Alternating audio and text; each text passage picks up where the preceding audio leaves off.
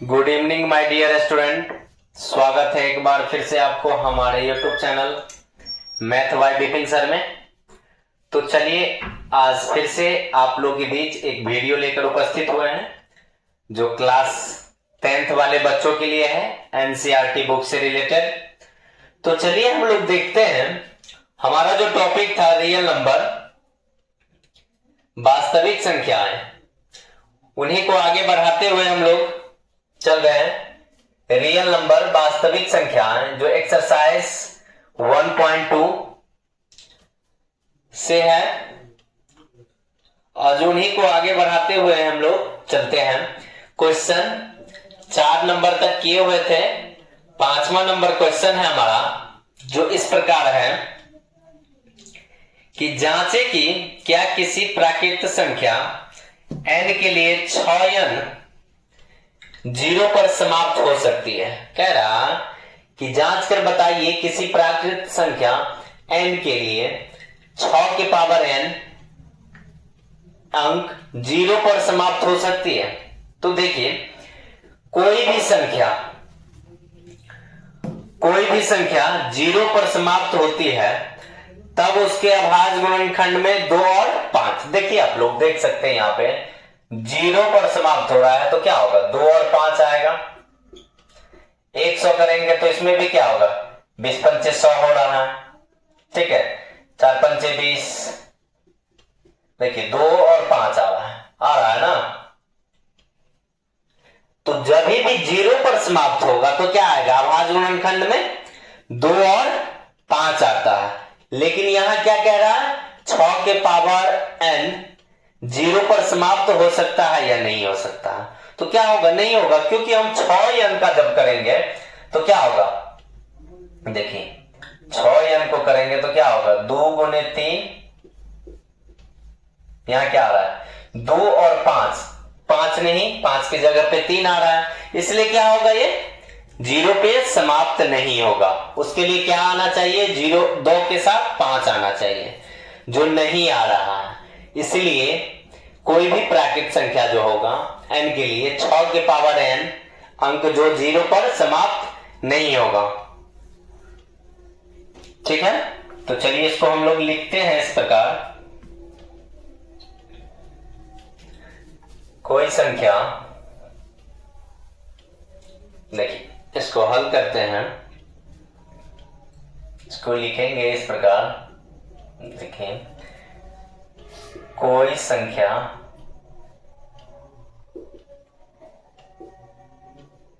Zero पर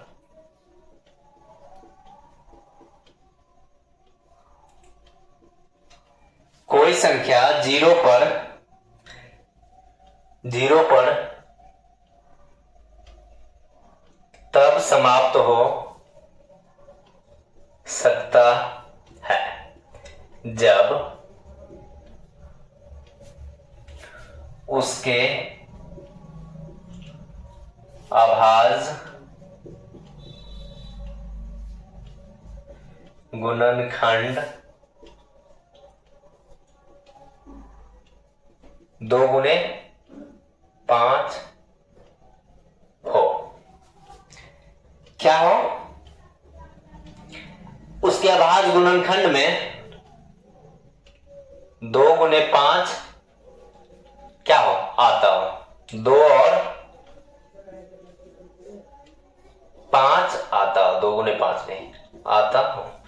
देखिए कोई भी संख्या 0 पर तब समाप्त हो सकता है जब उसके अभाज्य गुणनखंड में 2 और 5 आता हो। क्या आएगा, 2 और 5, ठीक है, 2 गुने 5 कर सकते हैं, ठीक है। यहां जो है 6 के पावर n 0 पर समाप्त हो सकता है कि नहीं हो सकता, ये पूछ रहा है। तो देखिए 6 के अभाज्य गुणनखंड में हम करेंगे 6 के पावर n के अभाज्य गुणनखंड में 2 गुना 3 के पावर n, इसको मल्टीप्लाई करो, 2 गुना 5 आता है, ठीक है। 6n के अभाज्य गुणनखंड में 2 गुने 3 के पावर n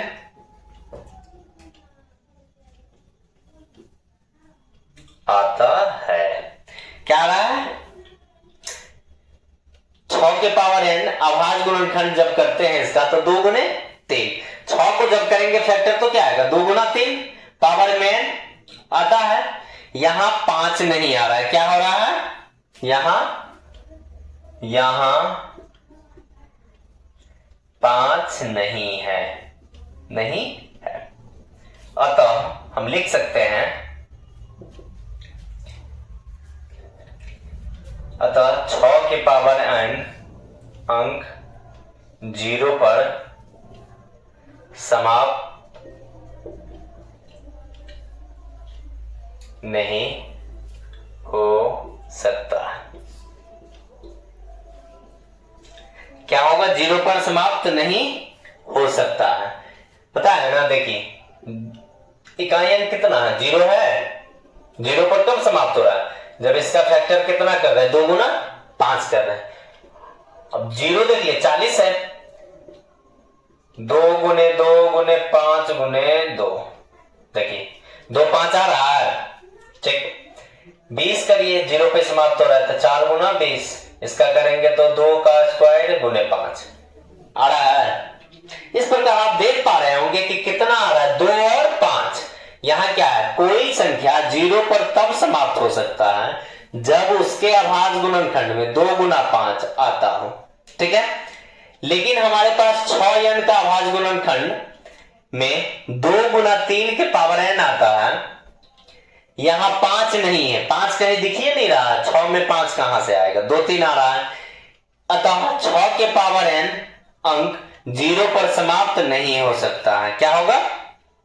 इसलिए 6 के पावर n 0 पर समाप्त नहीं होगा। ठीक है। तो चलिए आप लोग स्क्रीनशॉट कर लीजिए। देखिए जितना भी आप कर सकते हैं, 80 का कर लीजिए, 16 पंचे 80, 4 चौका 16 85, 2 बार इसमें भी 2। देखो क्या आ रहा है? 2 और 5 आ रहा है, उसके अलावा कोई और नहीं आ रहा है। इसलिए क्या होगा? यह 0 पर समाप्त नहीं होगा। ठीक है। तो चलिए आगे हम लोग इसको मिटाते हैं। क्वेश्चन को आप लोग स्क्रीनशॉट कर लीजिए। चलिए तो अब अगला क्वेश्चन हम लोग देख पा रहे हैं, 6ठा नंबर।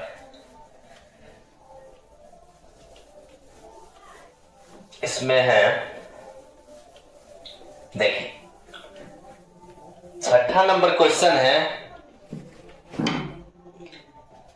6ठा नंबर क्वेश्चन हमारे बुक से है। देखिए आप लोग व्याख्या कीजिए कि 7 गुने 11 गुने 13 प्लस 13 और 7 गुने 6 गुने 5 गुने 4 गुने 3 गुने 2 गुने 1 प्लस 5 एक भाज्य संख्या क्यों है?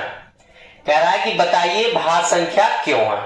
हम लोग पढ़े हुए थे कि भाज्य संख्या किसे कहते हैं। स्टार्टिंग क्लास में पढ़े हुए थे कि वैसी संख्या जिनके 2 के अलावा गुणनखंड हो। एक तो स्वयं हो गया, ठीक है।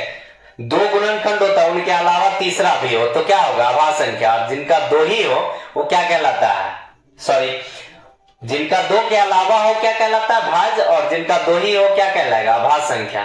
तो इसमें हम लोग चेक करते हैं कि क्या सही है और क्या गलत है कि नहीं है। तो देखिए क्वेश्चन है हमारा 7 गुने 11 गुने 13 प्लस 13। ठीक है। पहला हम लोग चेक कर लेते हैं। यहां देखिए कुछ कॉमन हमें लग रहा है। क्या लग रहा है? जो कॉमन लेने का मतलब है कि जो दोनों में हो, इस यहां से हम ले सकते हैं। देखिए 13 क्या होगा? 7 गुने 11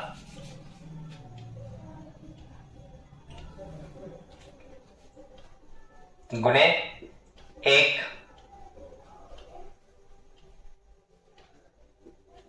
प्लस 1। आप इस प्रकार ले सकते हैं 7 गुने 11 प्लस में 7 गुने 11। 1 मिनट देखिए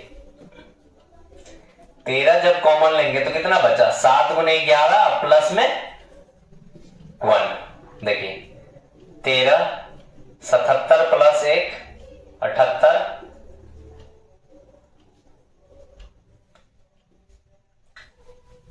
कितना है,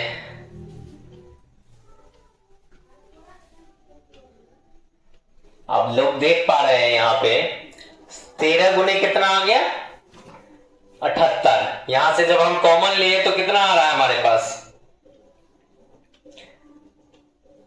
हेलो हेलो हेलो, यहां देखिए आप लोग फर्स्ट नंबर क्वेश्चन जो था 7 गुने 11 गुने 13, यहां से हमारे पास जो आ रहा है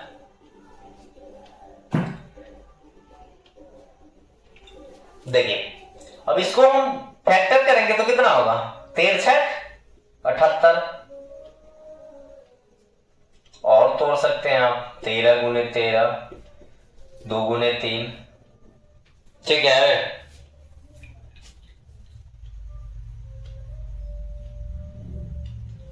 देखिए अब यहां आप कर सकते हैं, देखिए यहां भी रहने देते या यहां करिए, कितना गुणनखंड है देख पा रहे हैं, एक 13 हो गया, एक क्या आ गया, यहीं पे करिएगा तो 6 आ गया, इसको जब तोड़ेंगे तो क्या आ गया 2 और 3 आ गया, और एक क्या है, एक भी है। अगर यहां नहीं कर पा रहे हैं तो आप यहीं देखिए 13 गुने जब 6 करेंगे तो क्या आएगा, देखिए 13 गुने 6 करेंगे तो कितना गुणनखंड है,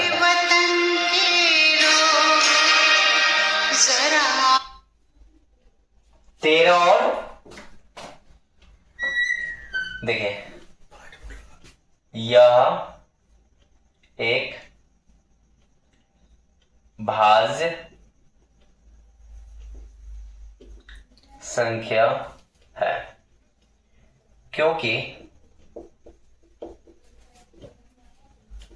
इनका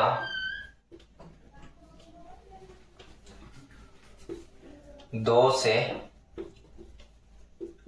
अधिक भाजक है,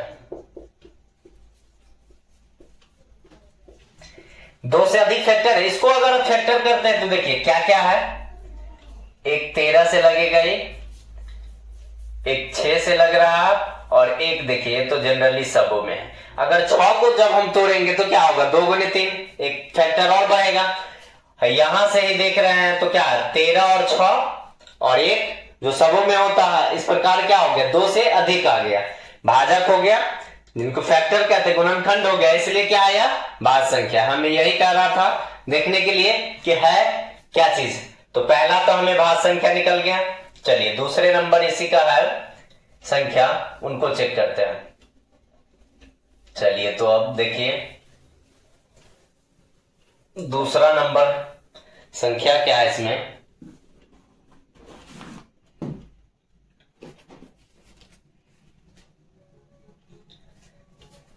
सात गुना 6 गुना 5 गुना 4 गुना 3 गुने 2 गुने 1 प्लस 5।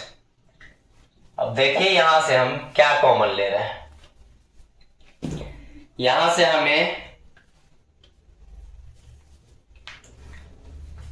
देखिए क्या है जो हमें कॉमन आ सकता है, देखिए 5 है इधर भी है, तो हम क्या करेंगे 5 कॉमन ले लेते हैं। 5 जब कॉमन लेंगे तो 7 बचा, 6 बचा, 5 तो ले लिए, 4 3 2 1 प्लस 1। अब देखिए यहां करेंगे, यहां से देखिए 3 दूनी 6 चौक 24 या 7 छक 42, 42 गुने 4 12 दुना 24 प्लस 1। देखिए 42 गुने 24, 4 दूनी 8, 4 चौका 16, 4 8 10 9 1 10, इस प्रकार देखिए 5 1008 प्लस 1।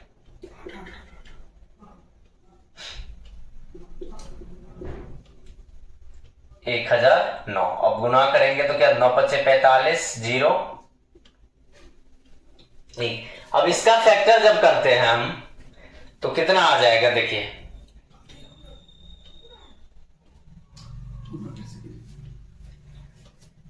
यहां देखिए गुना हम 4 दूनी 8, 4 चौका 16, यहां देखिए अब मिस हो गया है, 108 आ गया ये, और इसको जोड़े तो 109 आया। अब यहां देखिए इसको जब हम फैक्टर करेंगे तो कितना आएगा, यह जो है 5 से तो 1 लग ही रहा, फिर कितना से लगेगा, ये 2 संख्या है। अब देखिए इनका 2 तो नॉर्मल भाजक है, इसमें ये दोनों संख्या जो है इसका 2 भाजक तो हो गया, एक और एक्स्ट्रा जो है 1 है, तो इसलिए क्या हो जाएगा, ये भाज संख्या हो जाएगा। क्योंकि भाज संख्या का नियम क्या है कि 2 से अगर अधिक भाजक हो जाए तो क्या हो जाएगा, वह भाज संख्या हो जाएगा। अभाज का क्या था, केवल 2 ही रहना चाहिए, एक और स्वयं, तो उसमें क्या कहेंगे, वह अभाज संख्या। लेकिन इसमें देखिए 5 से भी लगेगा जब है तो, और इतना से भी लगेगा, और एक एक्स्ट्रा क्या आएगा, 1 आएगा। इसीलिए यह एक भाज संख्या है, क्योंकि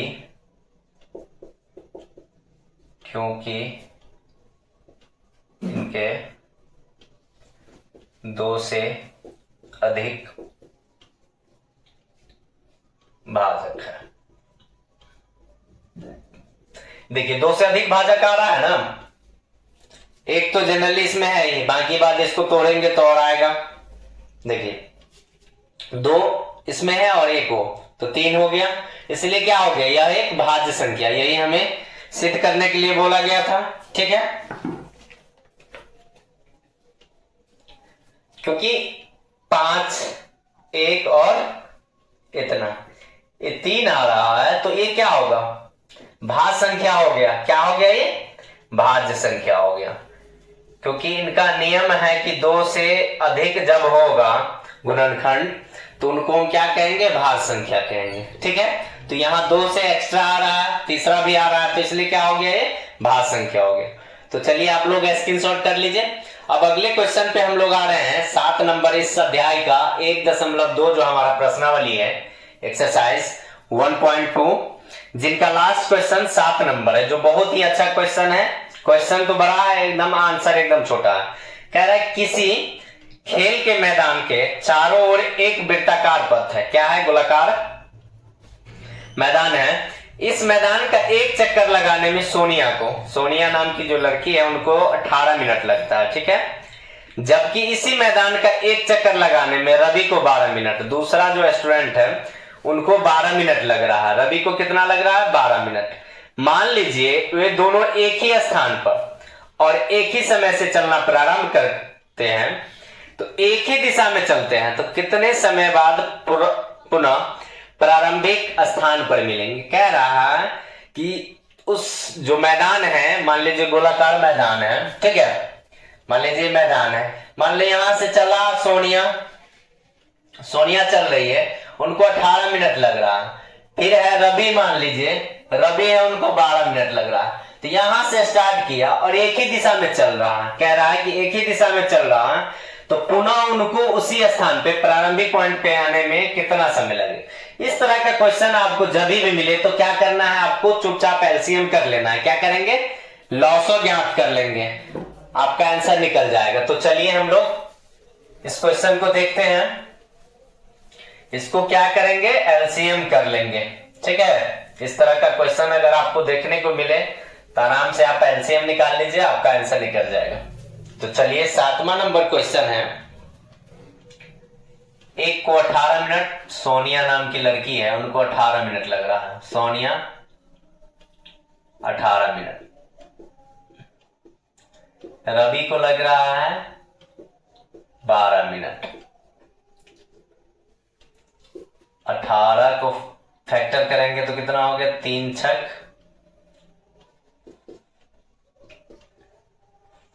12 का करेंगे तो कितना हो गया, 4 तिया 12। देखिए एलसीएम करेंगे तो क्या होगा, ज्यादा घात के साथ ए आ गया, और वहां देखिए ज्यादा घात ए भी है, क्या था मैक्सिमम घात वाला लेना है, तो देखिए 4 तिया 12 तिया 36 मिनट। इस प्रकार कितना आंसर आपका आ गया, 9 चौक 36। इस प्रकार इस क्वेश्चन का हमारे पास 36 मिनट में क्या होगा, वो दोनों फिर से पुनः प्रारंभिक स्थान पे मिल जाएगा। ठीक है, तो चलिए इस प्रकार आपका यह अध्याय समाप्त होता है। हम उम्मीद करते हैं कि आप लोग समझे होंगे, सीखे होंगे। तो आप हमारे चैनल पर अगर नए हैं तो हमारे चैनल को लाइक और सब्सक्राइब कर दीजिए। मिलते हैं अगले वीडियो में, आज के लिए बस इतना ही, धन्यवाद।